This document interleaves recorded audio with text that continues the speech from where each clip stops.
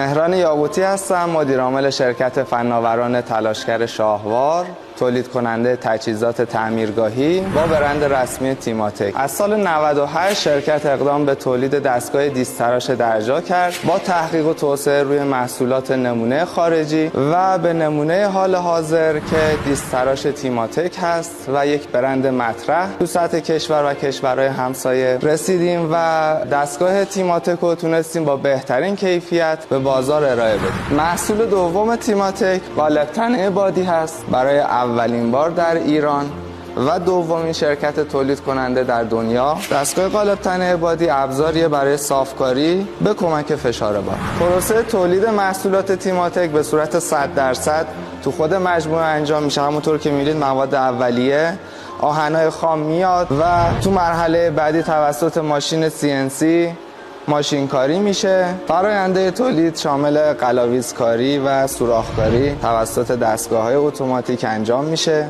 و مرحله بعدی مونتاژ دستگاه انجام میشه که قسمت برد الکترونیکی دستگاه توسط شرکت طراحی و تولید شده برای اولین بار در دنیا و این برد داره ثبت اختراع هست. مونتاژ دستگاه با حساسیت بسیار بالا انجام میشه و تو مرحله بعدی توسط دستگاه کالیبراسیون کالیبره میشه. مرحله آخر بسته‌بندی و ارسال محصولات است از طریق پست.